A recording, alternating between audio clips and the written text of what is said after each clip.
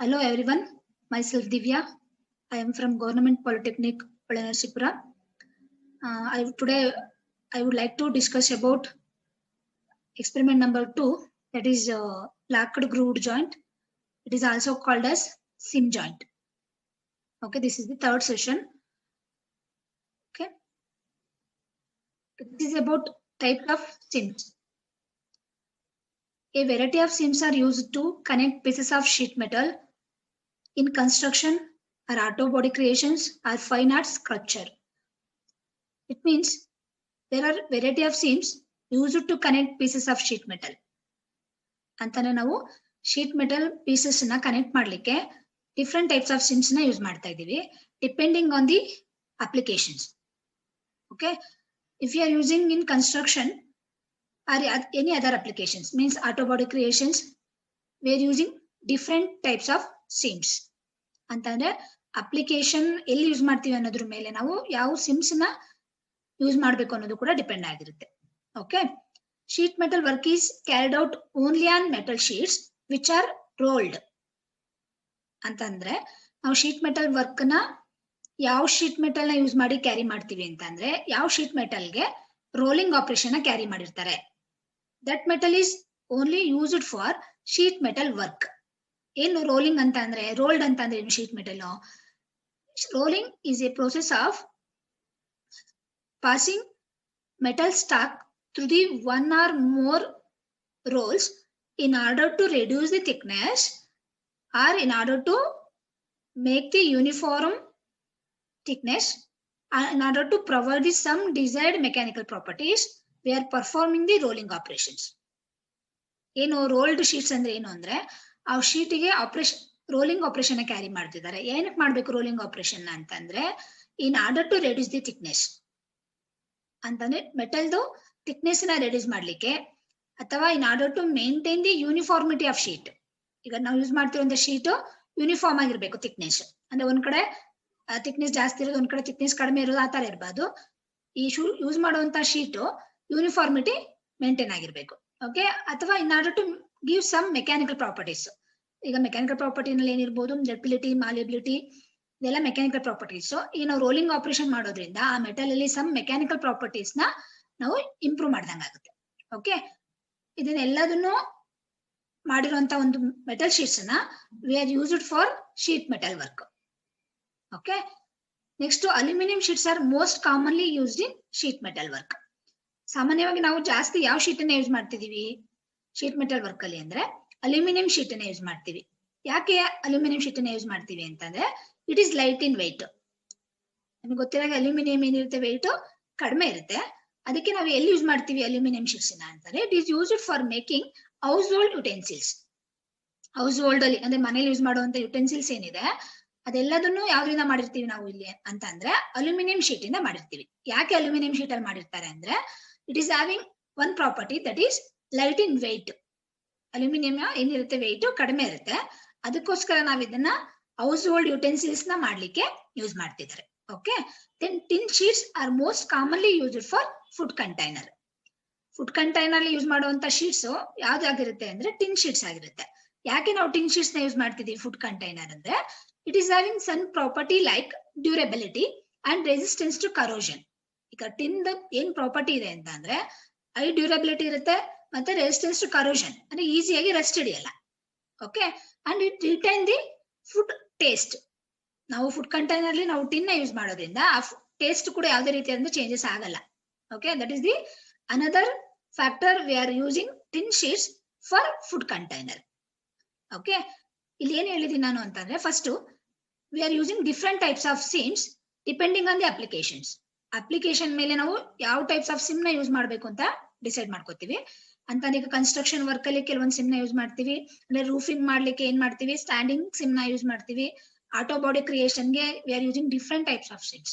ಅಂದ್ರೆ depending on the application types of seams ಏನಾಗ್ತಾ ಹೋಗುತ್ತೆ ವೇರಿ ಆಗ್ತಾ ಹೋಗುತ್ತೆ.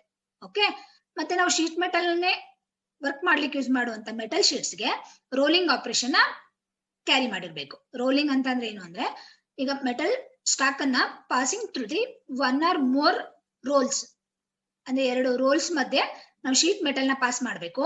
ಏನಕ್ಕೆ ಪಾಸ್ ಮಾಡ್ತೀರಾ ಅಂತ ಅಂದ್ರೆ to reduce the thickness or in order to make the sheet uniform. ಅಂತಂದ್ರೆ ನಾವು 2 ರೋಲ್ಸ್ ಮಧ್ಯೆ ಶೀಟ್ ಅನ್ನ ಪಾಸ್ ಮಾಡೋದ್ರಿಂದ ಶೀಟ್ ಮೆಟಲ್ದು ಥಿಕ್ನೆಸ್ ರೆಡ್ಯೂಸ್ ಆಗುತ್ತೆ. ಅದ್ರ ಜೊತೆಗೆ ಯೂನಿಫಾರ್ಮಿಟಿನೂ ಕೂಡ ನಾವು ಮೇಂಟೈನ್ ಮಾಡಬಹುದು. ಓಕೆ, ಅದ್ರ ಜೊತೆಗೆ ಸಮ್ ಮೆಕ್ಯಾನಿಕಲ್ ಪ್ರಾಪರ್ಟೀಸ್ ನ ಇಂಪ್ರೂವ್ ಆಗುತ್ತೆ ರೋಲಿಂಗ್ ಆಪರೇಷನ್ ಕ್ಯಾರಿ ಮಾಡೋದ್ರಿಂದ. ಅದರಿಂದ ನಾವು ಶೀಟ್ ಮೆಟಲ್ ಯೂಸ್ ಮಾಡ್ತಿರುವಂತ metal it must be carried out rolling operation ಅಂತ ಹೇಳ್ತಾ ಇದ್ದಾರೆ. ಓಕೆ, ಕಾಮನ್ ಆಗಿ ನಾವು ಯೂಸ್ ಮಾಡುವಂತ ಶೀಟ್ ಮೆಟಲ್ ಯಾವ್ದಿರುತ್ತೆ ಅಂದ್ರೆ ಅಲ್ಯೂಮಿನಿಯಂ ಶೀಟ್ ಯೂಸ್ ಮಾಡ್ತೀವಿ. ಏನ್ ರೀಸನ್ ಏನು ಅಲ್ಯೂಮಿನಿಯಂ ಶೀಟ್ ಯೂಸ್ ಮಾಡ್ಲಿಕ್ಕೆ? It is light in weight. Weight ಏನಿರುತ್ತೆ ಅದ್ರದ್ದು ಕಡಿಮೆ ಇರುತ್ತೆ. ಅಂದ್ರೆ it is used in household utensils. ಎಲ್ಲಿ ಯೂಸ್ ಮಾಡ್ತೀವಿ ನಾವು ಇದನ್ನ ಅಂದ್ರೆ ಹೌಸ್ ಹೋಲ್ಡ್ ಯುಟೆನ್ಸಿಲ್ಸ್ ಅಲ್ಲಿ ಯೂಸ್ ಮಾಡ್ತೀವಿ. Okay, another one we are using tin sheets for food container. Food container ಅಲ್ಲಿ ನಾವು ಟಿನ್ ಶೀಟ್ಸ್ ನ ಯೂಸ್ ಮಾಡ್ತೀವಿ. ಯಾಕೆ ಟಿನ್ ಶೀಟ್ಸ್ ನ ಯೂಸ್ ಮಾಡ್ತೀವಿ ಅಂದ್ರೆ it is having property of durability and another property is resistance to corrosion. ಅಂದ್ರೆ durability ಅಂದ್ರೆ life of the sheet more ಬಾಳ್ಕೆ ಬರುತ್ತೆ. ಮತ್ತೆ ಇನ್ನೊಂದು ಏನು ಅಂತ ಅಂದ್ರೆ ರೆಸಿಸ್ಟೆನ್ಸ್ ಟು ಕರೋಷನ್ ಅಂತ ಈಸಿಯಾಗಿ ರೆಸ್ಟ್ ಹಿಡಿಯಲ್ಲ. ತುಕ್ಕು ಹಿಡಿಯೋದು ಅಂತ ಹೇಳ್ತೀವಲ್ವಾ, ಅದು ಪ್ರಾಪರ್ಟಿ ಚೆನ್ನಾಗಿರುತ್ತೆ. ಅಂದ್ರೆ ರೆಸಿಸ್ಟ್ ಮಾಡುತ್ತೆ, ಈಸಿಯಾಗಿ ಅದು ರೆಸ್ಟ್ ಹಿಡಿಯಲ್ಲ. ಓಕೆ, ಈ ಪ್ರಾಪರ್ಟಿ ಇರೋದ್ರಿಂದ ಟಿನ್ ನಲ್ಲಿ ನಾವು ಟಿನ್ ಶೀಟ್ಸ್ ನ it is used for food container.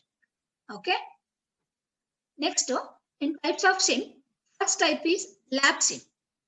ಏನು ಲ್ಯಾಪ್ ಸಿಮ್ ಅಲ್ಲಿ ಏನ್ ಮಾಡ್ತಾರೆ ಅಂತ ಅಂದ್ರೆ placing a one piece on the other ಅಂತಂದ್ರೆ ಒಂದು ಪೀಸ್ ಮೇಲೆ ಇನ್ನೊಂದು ಪೀಸ್ ನ ಪ್ಲೇಸ್ ಮಾಡ್ತಾರೆ. Okay, that is called lap seam. Okay, it means lap seam is a basic metal seam where one piece overlaps the other. ಅಂದ್ರೆ ಒಂದ್ piece ಮೇಲೆ ಇನ್ನೊಂದ್ ಪೀಸ್ ಓವರ್ಲ್ಯಾಪ್ ಆಗಿರುತ್ತೆ. ಅಂದ್ರೆ ಒಂದ್ರ ಮೇಲೆ ಒಂದನ್ನ ಇಟ್ಬಿಟ್ಟು ನಾವು ಸಿಮ್ ನ ಫಾರ್ಮ್ ಮಾಡ್ತೀವಿ. That is called lap sim.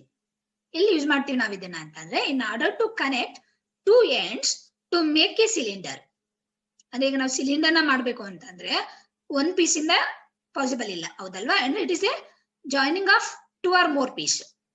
ಈಗ 2 ಇಂದ 3 ಪೀಸ್ ನ ಜಾಯಿನ್ ಮಾಡಿದ್ರೆ ಬಿಕಮ್ ಸಿಲಿಂಡರ್ ಆಗುತ್ತೆ. ಓಕೆ, ಅಂತ ಕಡೆ ನಾವು ಆ ಪೀಸಸ್ ನ ಕನೆಕ್ಟ್ ಮಾಡ್ಲಿಕ್ಕೆ ಯಾವ ಜಾಯಿಂಟ್ ನ ಯೂಸ್ ಮಾಡ್ತಿದೀವಿ ಅಂದ್ರೆ ಲ್ಯಾಪ್ ಸಿಮ್ ಜಾಯಿಂಟ್ ನ ಯೂಸ್ ಮಾಡ್ತೀವಿ. Okay, and are used in making boilers. Example ಹೇಳಿದ್ದಾರೆ ಇಲ್ಲಿ ಕೆಲವೊಂದು. ಏನು ಅಂದ್ರೆ ಈಗ ಬಾಯ್ಲರ್ ನ ಮಾಡ್ಬೇಕು ಅಂದ್ರೂ ಸಿಂಗಲ್ ಪೀಸ್ ಇಂದ ಬಾಯ್ಲರ್ ಮಾಡ್ಲಿಕ್ಕೆ ಆಗಲ್ಲ. It is having 2 or more pieces. ಅಂದ್ರೆ joining of 2 or more pieces in order to make the boiler we are using lap seam. Okay, lap seam ನ ಯೂಸ್ ಮಾಡಿ ನಾವು ಬಾಯ್ಲರ್ ನ ಮ್ಯಾನುಫ್ಯಾಕ್ಚರ್ ಮಾಡಬಹುದು. Then auto bodies ಅಂದ್ರೆ vehicles bodies ಇರ್ಬೋದು, ಮತ್ತೆ wall panels ಇರ್ಬೋದು, ಮೆಟಲ್ ಸ್ಕಲ್ಪ್ಚರ್ ಇರ್ಬೋದು, ಅಥವಾ ಮೆಟಲ್ ರೂಫಿಂಗ್. ಇದೆಲ್ಲಾ ಅಪ್ಲಿಕೇಶನ್ ಅಲ್ಲೂ ನಾವು ಲ್ಯಾಪ್ ಸಿಮ್ ಜಾಯಿಂಟ್ ನ ಯೂಸ್ ಮಾಡ್ತಾ ಇದೀವಿ. ಓಕೆ, ಡಯಾಗ್ರಾಮ್ ಅಲ್ಲಿ ನೋಡ್ತಾ ಇದೀರಾ ನೀವು. ಏನಾಗಿದೆ, 2 ಶೀಟ್ಸ್ ಇದೆ. ಆ ಒಂದ್ ಶೀಟ್ ಮೇಲೆ ಇನ್ನೊಂದು ಶೀಟ್ ಏನ್ ಮಾಡ್ಬೇಕು, ಓವರ್ಲ್ಯಾಪ್ ಮಾಡ್ಬೇಕು. That is lap seam. Okay, next type of sim is tapped on sim.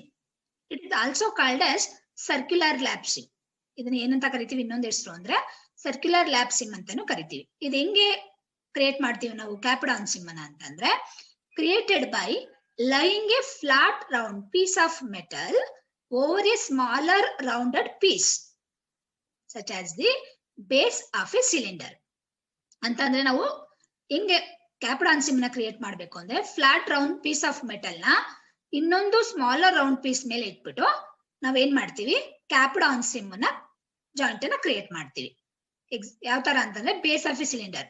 ಈಗ ಸಿಲಿಂಡರ್ ಬೇಸ್ ನ ನಾವು ಕನೆಕ್ಟ್ ಮಾಡ್ಬೇಕು ಅಂತ ಅಂದ್ರೆ ಅದ್ರ ಮೇಲೆ ಇನ್ನೊಂದು ಸರ್ಕ್ಯುಲರ್ ಏನ್ ಶೇಪ್ ಇರುತ್ತೆ ಅದನ್ನ ಪ್ಲೇಸ್ ಮಾಡ್ಬೇಕು. ಅದ್ರ ಮೇಲೆ ಬೇಸ್ ಮೇಲೆ ಅವೆರಡನ್ನ ಜಾಯಿನ್ ಮಾಡ್ಲಿಕ್ಕೆ ನಾವು ಯಾವ್ದು ಯೂಸ್ ಮಾಡ್ತೀವಿ ಅಂತಂದ್ರೆ ಕ್ಯಾಪ್ಡ್ ಆನ್ ಸಿಮ್ ಜಾಯಿಂಟ್ ಅನ್ನ ಯೂಸ್ ಮಾಡ್ತಾ ಇದೀವಿ. ಓಕೆ, ಮೇನ್ ಅಪ್ಲಿಕೇಶನ್ ಎಲ್ಲಿ ಅಂತಂದ್ರೆ in order to make the bottom of a cylindrical metal drum. ಈಗ ಸಿಲಿಂಡ್ರಿಕಲ್ದು ಬಾಟಮ್ ಏನಿದೆ ಆ ಬಾಟಮ್ ನ ಸಿಲಿಂಡ್ರಿಕಲ್ ಸರ್ಫೇಸ್ ಏನಿದೆ ಟಾಪ್ ಅದನ್ನ ಜಾಯಿನ್ ಮಾಡ್ಲಿಕ್ಕೆ ನಾವು ಕ್ಯಾಪ್ಡ್ ಆನ್ ಸಿಮ್ ನ ಯೂಸ್ ಮಾಡ್ತಾ ಇದೀವಿ. Okay, next type of seam is grooved seam. This is most important one because we are doing here locked groove joint experiment. Okay, one of the most widely used method for joining light and medium gauge sheet metal is the grooved seam. ಸಾಮಾನ್ಯವಾಗಿ ನಾವು use ಮಾಡುವಂತ method ಯಾವುದು joining of sheet ಅಂತ ಅಂದ್ರೆ ಗ್ರೂವ್ಡ್ sim ನ common ಆಗಿ use ಮಾಡ್ತೀವಿ.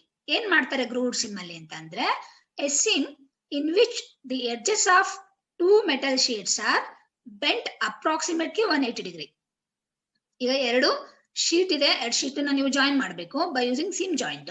ಏನ್ ಮಾಡ್ತಾರೆ ಮೊದಲು ಅದನ್ನ ಅಂತಂದ್ರೆ ಆ ಎಡ್ಜಸ್ ಇರುತ್ತಲ್ಲ ಮೆಟಲ್ ಶೀಟ್ಸ್ ಆ ಎರಡು ಶೀಟ್ಸ್ ಎಡ್ಜಸ್ ನ ಬೆಂಟ್ ಮಾಡ್ಕೋಬೇಕು. ಎಷ್ಟು ಡಿಗ್ರಿನಲ್ಲಿ ಅಂತಂದ್ರೆ 180 ಡಿಗ್ರಿ ಬೆಂಟ್ ಮಾಡಬೇಕು. ಓಕೆ, ಬೆಂಡಿಂಗ್ ಆದ್ಮೇಲೆ ಎರಡು sheet edge next inserted in each other using and groover. ಎರಡು ಶೀಟ್ ಏನಾಗಿದೆ ಎಡ್ಜ್ ನ ಬೆಂಡ್ ಮಾಡಿದೀವಿ ಎಷ್ಟು ಡಿಗ್ರಿಗೆ 180 ಡಿಗ್ರಿಗೆ ಬೆಂಡ್ ಮಾಡಿದ್ಮೇಲೆ ಅವೆರಡನ್ನು ಕೂಡ ಇನ್ಸರ್ಟ್ ಮಾಡ್ಬೇಕು ಒಂದೊಳಗಡೆ ಒಂದನ್ನ ಯೂಸಿಂಗ್ ಆ್ಯಂಡ್ ಗ್ರೂವರ್ ನ ಯೂಸ್ ಮಾಡಿ ಬೆಂಡ್ ಮಾಡ್ತೀರಾ, ಇನ್ಸರ್ಟ್ ಮಾಡ್ತೀರಾ. ದೆನ್ ಫ್ಲಾಟ್ ಮಾಡ್ಬೇಕು. ಇನ್ಸರ್ಟ್ ಮಾಡಾಯ್ತು, ಏನ್ ಮಾಡ್ಬೇಕು ಅದನ್ನ ಜಾಯಿನಿಂಗ್ ಗ್ರಿಪ್ ಜಾಸ್ತಿ ಬರ್ಬೇಕು, ಅದಕ್ಕೆ ಏನ್ ಮಾಡ್ತಾರೆ ಫ್ಲಾಟ್ ಮಾಡ್ತಾರೆ. Okay, then locked by pressure ನ ಅಪ್ಲೈ ಮಾಡಿ ಎರಡನ್ನು ಲಾಕ್ ಮಾಡ್ತೀವಿ. Okay, that is grooved seam. ಅಂದ್ರೆ ಇಲ್ಲಿಗೆ ಸಪರೇಟ್ ಎರಡು ಶೀಟ್ ತಗೋತೀವಿ, ಆ ಎರಡು ಶೀಟ್ ನ ಏನ್ ಮಾಡ್ತೀವಿ ಎಡ್ಜಸ್ ನ ಬೆಂಡ್ ಮಾಡ್ಕೋತೀವಿ. ಬೆಂಡ್ ಮಾಡ್ಕೊಂಡು ಆ ಬೆಂಡ್ ಆಗಿರುತ್ತಲ್ಲ ಎಡ್ಜಸ್ ಅದನ್ನ ಒಂದ್ರೊಳಗಡೆ ಒಂದನ್ನ ಇನ್ಸರ್ಟ್ ಮಾಡ್ಬೇಕು. ಏನ್ ಯೂಸ್ ಮಾಡಿ ಆ್ಯಂಡ್ ಗ್ರೂವರ್ ನ ಯೂಸ್ ಮಾಡಿ ಇನ್ಸರ್ಟ್ ಮಾಡ್ತೀರಾ. ದೆನ್ ಅದನ್ನ ಫ್ಲಾಟ್ ಮಾಡ್ಕೋಬೇಕು ಯೂಸಿಂಗ್ ಆಮರ್ ಇರ್ಬೋದು. ದೆನ್ ಲಾಕ್ ಮಾಡ್ಬೇಕು applying some pressure by using hammer. Okay, grooved seam is commonly used to construct objects made of light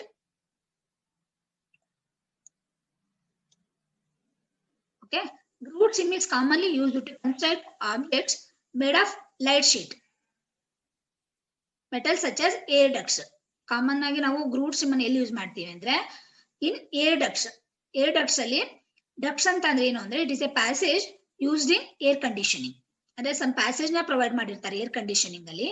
ಆ ಪ್ಯಾಸೇಜ್ ನ ನಾವು ಯಾವ್ದ್ರಿಂದ ಮಾಡ್ತೀವಿ ಅಂತಂದ್ರೆ ಗ್ರೂವ್ಡ್ ಸಿಮ್ ನ ಯೂಸ್ ಮಾಡ್ಕೊಂಡು ಆ ಪ್ಯಾಸೇಜ್ ನ ಕ್ರಿಯೇಟ್ ಮಾಡ್ತಾರೆ. Okay, that is the application of grooved seam. Okay, once again ನಾನು ಏನ್ ಹೇಳ್ತೀನಿ ಗ್ರೂವ್ಡ್ ಸಿಮ್ ಅಂತ ಅಂದ್ರೆ ಇಲ್ಲಿ ಎರಡು ಮೆಟಲ್ ಶೀಟ್ಸ್ ನ ತಗೊಂಡಿದ್ದಾರೆ, ಆ ಎರಡು ಮೆಟಲ್ ಶೀಟ್ಸ್ ನ ಎಡ್ಜಿನ ಬೆಂಡ್ ಮಾಡ್ಬೇಕು. ಎರಡನ್ನ ಬೆಂಡ್ ಮಾಡಾದ್ಮೇಲೆ ಒಂದು ಒಳಗಡೆ ಒಂದನ್ನ ಇನ್ಸರ್ಟ್ ಮಾಡ್ಬೇಕು. ಇನ್ಸರ್ಟ್ ಮಾಡ್ಬಿಟ್ಟು ಅದನ್ನ ಲಾಕ್ ಮಾಡ್ಬೇಕು by applying pressure by using hammer. Okay, okay, next one is standing sim. It is used for roofing. Roofing and it is a material used for making or covering the roof. ಅಂತಂದ್ರೆ top of the building ನ ನಾವು cover ಮಾಡ್ಲಿಕ್ಕೆ material use ಮಾಡ್ತೀವಲ್ವಾ, that is called roofing ಅಂತ ಕರಿತೀವಿ. ಆ material ನಲ್ಲಿ ಆ ರೂಫಿಂಗ್ ನಲ್ಲಿ ನಾವು ಏನ್ ಯೂಸ್ ಮಾಡ್ತೀವಿ ಅಂತಂದ್ರೆ ಸ್ಟ್ಯಾಂಡಿಂಗ್ ಸಿಮ್ ನ ಯೂಸ್ ಮಾಡ್ತೀವಿ in order to connect the vertical metal roof with hidden fasteners. ಅಲ್ಲಿ ನಾವು ವರ್ಟಿಕಲ್ ಮೆಟಲ್ ರೂಫ್ ಇರುತ್ತೆ, ಅದನ್ನ ಬೈ ಯೂಸಿಂಗ್ ಸಮ್ ಫ್ಯಾಸ್ನರ್ಸ್.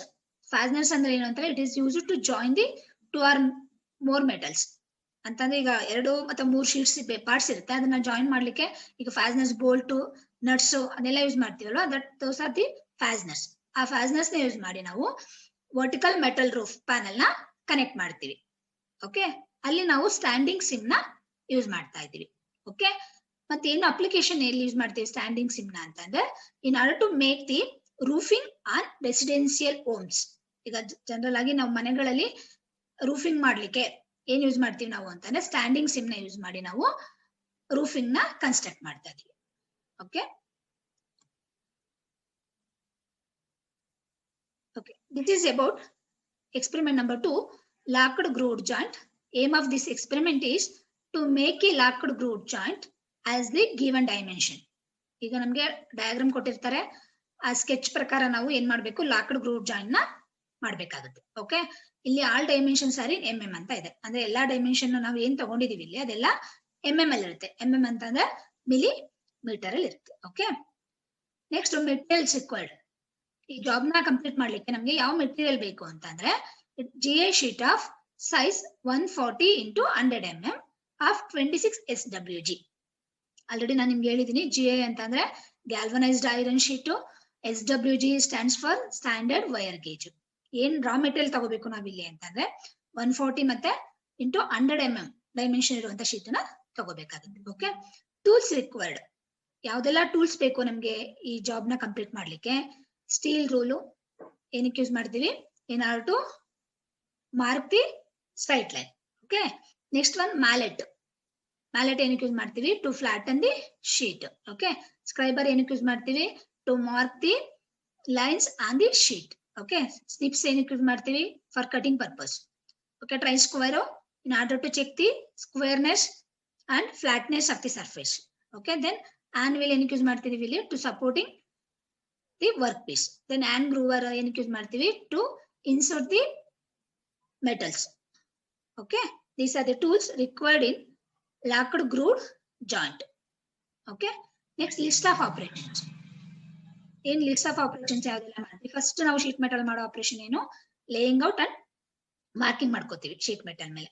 ಮಾರ್ಕಿಂಗ್ ಆದ್ಮೇಲೆ ಯಾವ ಆಪರೇಷನ್ ಮಾಡ್ಬೇಕು? ಕಟಿಂಗ್ ಮಾಡ್ಕೋಬೇಕಾಗುತ್ತೆ. ಕಟಿಂಗ್ ಆದ್ಮೇಲೆ ಜಾಯಿಂಟ್ ಮೇಕಿಂಗ್. ಕಟಿಂಗ್ ಆದ್ಮೇಲೆ ಅವೆರಡೂನು ಜಾಯಿಂಟ್ ಮಾಡ್ಬೇಕು. Finally finishing operation. Okay, procedures ಏನ್ ಫಾಲೋ ಮಾಡ್ಬೇಕು ಇಲ್ಲಿ ಅಂದ್ರೆ, first procedure is copy the given drawing. ಇದೆಲ್ಲದಕ್ಕೂ ಕೂಡ ಸೇಮ್ ಬರುತ್ತೆ ಎಕ್ಸ್ಪೆರಿಮೆಂಟ್ ಗೆ. ಫಸ್ಟ್ ನಾವೇನ್ ಮಾಡ್ತೀವಿ? ಡ್ರಾಯಿಂಗ್ ಕೊಟ್ಟಿರೋ ಡ್ರಾಯಿಂಗ್ ನ ಕಾಪಿ ಮಾಡ್ಕೋಬೇಕು. Then collect the tools and sheet metal. ಹೌದಲ್ವಾ? ಅಂದ್ರೆ ಒಂದೊಂದು ಎಕ್ಸ್ಪೆರಿಮೆಂಟ್ಗೂ ಕೂಡ ಡಿಫ್ರೆಂಟ್ ಟೂಲ್ಸ್ ನ ತಗೋತಿದೀವಿ ಇಲ್ಲಿ. ಅಂದ್ರೆ ಫಸ್ಟ್ ನಾವು ಕಟಿಂಗ್ ಮತ್ತೆ ಮಾರ್ಕಿಂಗ್ ಪ್ರಾಕ್ಟೀಸ್ ಅಲ್ಲಿ ಬೇರೆ ಟೂಲ್ಸ್ ತಗೊಂಡಿದ್ವಿ. ಇಲ್ಲೂ ಕೂಡ ಸೇಮ್ ಟೂಲ್ ಕಂಟಿನ್ಯೂ ಆಗುತ್ತೆ, ಬಟ್ ಕೆಲವೊಂದು ಟೂಲ್ಸ್ ಮಾತ್ರ ಚೇಂಜಸ್ ಆಗುತ್ತೆ. ಇಲ್ಲಿ ಹ್ಯಾಂಡ್ ಗ್ರೋವರ್ಸ್ ನ ತಗೋತೀವಿ. Okay, next draw the layout on the work material. Tools collect ಮಾಡ್ಕೊಂಡ್ಮೇಲೆ ಏನ್ ಮಾಡ್ಬೇಕು? ಲೇಔಟ್ ಅನ್ನ ಡ್ರಾ ಮಾಡ್ಬೇಕು. ಯಾವ್ದ್ರ ಮೇಲೆ? ಶೀಟ್ ಮೇಲೆ, ವರ್ಕ್ ಶೀಟ್ ಏನಿದೆ ಅದ್ರ ಮೇಲೆ. Then cut the sheet along the marked outline. ಏನ್ ಮಾಡ್ಬೇಕು? ಮಾರ್ಕ್ ಮಾಡ್ಕೊಂಡಿರ್ತೀರಲ್ವಾ, ಆ ಲೈನ್ ಮೇಲೆ ಶೀಟ್ ನ ಕಟ್ ಮಾಡ್ಬೇಕಾಗುತ್ತೆ. Okay, check the edges of sheet for straightness and perpendicular. ಅಂದ್ರೆ ಕಟ್ ಮಾಡಿರುವಂತ ಎಡ್ಜಸ್ ಆಫ್ ಶೀಟ್ ಏನಿದೆ ಸ್ಟ್ರೈಟ್ ಇದೆಯಾ ಮತ್ತೆ ಪರ್ಪೆಂಡಿಕ್ಯುಲರ್ ಇದೆಯಾ ಅಂತ ಚೆಕ್ ಮಾಡ್ಕೋಬೇಕು using try square. Okay, next mark the necessary lines to make the required model of size 132 into 90 mm. Okay, ಅಂದ್ರೆ necessary line ನ ಡ್ರಾ ಮಾಡ್ಬೇಕು. ನಮ್ ಫೈನಲಿ ಪ್ರಾಡಕ್ಟ್ ಏನಿದೆ ಆ ಮಾಡೆಲ್ ಸೈಜ್ ಎಷ್ಟು ಬರ್ಬೇಕು? ನಮ್ಗೆ 132 into 90 mm ಇರಬೇಕು. ಆ ರೀತಿ ನಾವು ಮಾರ್ಕ್ ನ ಮಾಡ್ಕೋಬೇಕಾಗುತ್ತೆ. Okay, next cut the sheets into 2 half size. ಅಂದ್ರೆ 2 ಶೀಟ್ ಆಗಿ ಕಟ್ ಮಾಡ್ಕೋಬೇಕು. ಎಷ್ಟಿರ್ಬೇಕು ಸೈಜ್ ಅದ್ರದ್ದು? 66 into 90 mm ಇರಬೇಕು. ಒಂದು ಶೀಟ್ ಸೈಜು 66 ಮತ್ತೆ 90 mm. ಲೆಂತ್ 90 ಆಗುತ್ತೆ, ವಿಡ್ತ್ 66 mm ಇರೋದ್ರಿಂದ 2 ಶೀಟ್ ನ ಕಟ್ ಮಾಡ್ಕೋಬೇಕಾಗುತ್ತೆ. Next mark the necessary line to form the hook on each need for bending. ಏನ್ ಮಾಡ್ಬೇಕು? 2 ಶೀಟ್ ಅಲ್ಲಿ ನಾವು ಸಮ್ ಎಡ್ಜಸ್ ಏನ್ ಮಾಡ್ಬೇಕು? ಬೆಂಡ್ ಮಾಡ್ಬೇಕಾಗುತ್ತೆ. ಆ ಬೆಂಡ್ ಮಾಡ್ಲಿಕ್ಕೆ ಎಷ್ಟು ಬೆಂಡ್ ಮಾಡ್ಬೇಕು ಅಂತ ಡ್ರಾಯಿಂಗ್ ಅಲ್ಲಿ ಕೊಟ್ಟಿರ್ತಾರೆ. ಅದನ್ನ ನೋಡ್ಕೊಂಡು ನಾವು ಆ ಸೈಜ್ ಕರೆಕ್ಟ್ ಆಗಿ ಮಾರ್ಕ್ ಮಾಡ್ಕೋಬೇಕು ಲೈನ್ ನ. ಏನಕ್ಕೆ? ಹುಕ್ ಮಾಡ್ಲಿಕ್ಕೆ ಆಯ್ತಾ, ಅಥವಾ ಬೆಂಡಿಂಗ್ ಮಾಡಕ್ಕೆ. The hooks for fold together to form the joint by striking with mallet. ಏನ್ ಮಾಡ್ತೀವಿ ನಾವು? ಆ ಹುಕ್ಸ್ ನ ಫೋಲ್ಡ್ ಮಾಡ್ಬೇಕು.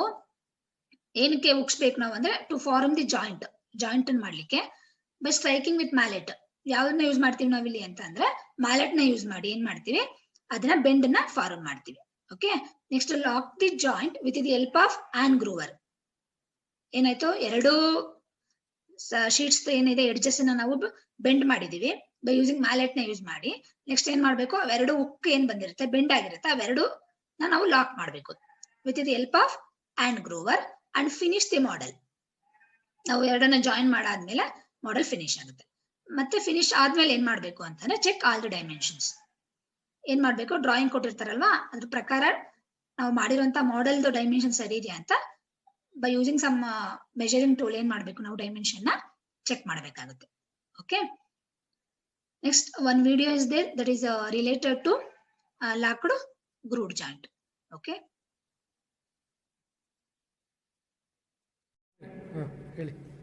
Next experiment number 2 aim seam joint single groove joint. ಇಲ್ಲಿ ಕೊಟ್ಟಿರ್ತಕ್ಕಂಥ ಮೆಟೀರಿಯಲ್ ಏನು ಮಾಡಬೇಕು? ನಾವು ಕೌಂಟ್ ಮಾಡಿಕೊಂಡು ಮೆಟೀರಿಯಲ್ನ ಎಷ್ಟಿದೆ, ಲೆಂತ್ ಎಷ್ಟು, ಹೈಟ್ ಎಷ್ಟು ಅನ್ನೋದು ನಾವು ಚೆಕ್ ಮಾಡ್ಕೋಬೇಕು. ಚೆಕ್ ಮಾಡ್ಕೊಂಡಿದ್ದಾದ್ಮೇಲೆ ನಮಗೆ ಬೇಕಾಗಿರ್ತಕ್ಕಂಥದ್ದು 110 ತಗೋಬೇಕು ಅಥವಾ 120 ತಗೋಬೇಕು. 120 ಏನು ಮಾಡುತ್ತೆ ಅಂದರೆ 50 mm, ಇಲ್ಲಿ 50 mm, ಇಲ್ಲಿಂದರಿಗೆ 50 mm ಆಗುತ್ತೆ. 5 mm ಇಲ್ಲಿವರೆಗೂ ಬರುತ್ತೆ, ತಿರುಗಿ ಮತ್ತೆ 5 mm ಬೆಂಡ್ ಆಗುತ್ತೆ. ಅದಕ್ಕೋಸ್ಕರ ನಾವು 160 mm ತಗೋಬೇಕು, ಅಂದರೆ 60 mm ತಗೋಬೇಕು. ಇದು ಕೂಡ 60 mm ತಗೋಬೇಕು. ಇಲ್ಲಿಂದ ಇಲ್ಲಿಗೆ 50 mm, 5 mm ಇಲ್ಲಿ ಬರುತ್ತೆ, ತಿರುಗಿ ಮತ್ತೆ 5 mm ಒಳಗಡೆ ಸೀಮ್ ಅಂದ್ರೇನು ಬೆಂಡ್ ಆಗುತ್ತೆ. ಇದನ್ನು ನಾವು ಸೀಮ್ ಜಾಯಿಂಟ್ ಅಂತ ಹೇಳ್ತೀವಿ. ಎರಡೂ ಕೂಡ ಬೆಂಡ್ ಮಾಡಿಕೊಂಡು ನಾವು ಇದನ್ನು ಸೀಮ್ ಜಾಯಿಂಟ್ ಆಗಿ ಮಾಡ್ತೀವಿ. ಇವಾಗಲೇ ನಿಮಗೆ ಮಾರ್ಕಿಂಗ್ ಬಗ್ಗೆ ಆಲೇ ಗೊತ್ತಾಗಿದೆ. ಇವಾಗ ಇಲ್ಲಿಂದ ಇಲ್ಲಿಗೆ 120 mm ಇದೆ. ಇವಾಗ ಸೆಂಟ್ರ್ ಪಾಯಿಂಟಿಗೆ 60 mm, 60 mm ಇಂದ 5 mm ನಾವು ಬೆಂಡಿಂಗ್ ಮಾಡ್ಕೋಬೇಕು. ಇಲ್ಲಿಗೆ ತಿರ್ಗಾ ಇದೇ 60 mm ಗೆ ಈ ಕಡೆ ಒಂದು ಬೆಂಡಿಂಗ್ ಮಾಡ್ಕೋಬೇಕು. ನಾನು ಆಲ್ರೆಡಿ ಅಲೆಯಲ್ಲಿ ನಾವು ಮಾರ್ಕಿಂಗ್ ಮಾಡಿದ್ದೀನಿ. ಇವಾಗ ಏನು ಮಾಡಬೇಕು, ಟೈಟ್ ಸ್ನಿಪ್ಸ್ ತೊಗೊಂಬಿಟ್ಟು ಕ್ಲೀನಾಗಿ ಸೆಂಟ್ರ್ ಪಾಯಿಂಟ್ಗೆ ಕ್ಲೀನಾಗೆ ಕಟ್ ಮಾಡಬೇಕು. ನೋಡಿ ಕಟ್ ಮಾಡ್ತೀನಿ.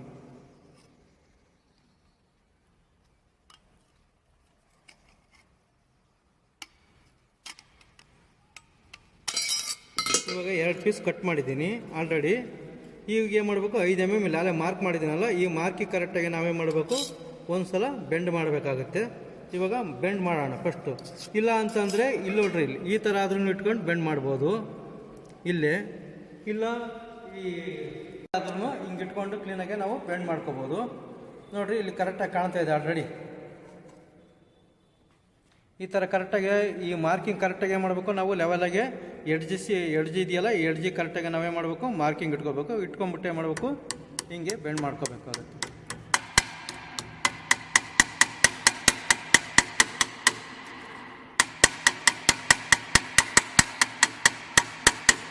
ಇವಾಗ ಆದಮೇಲೆ ಇದೇ ಥರ ಇನ್ನೊಂದು ಏನು ಮಾಡಬೇಕು, ನಾನು ಹೇಳಿದ ಮೇಲೆ ಮಾಡಿ. ಇರಿ ಏನು ಮಾಡಬೇಕು, ಕಂಪ್ಲೀಟಾಗಿ ಇದು ಬೆಂಡ್ ಆಗಬಾರ್ದು, ಸ್ವಲ್ಪ ಓಪನ್ ಇರಬೇಕು. ಅದನ್ನಲ್ಲೇ ಇದು ಕಂಪ್ಲೀಟಾಗಿ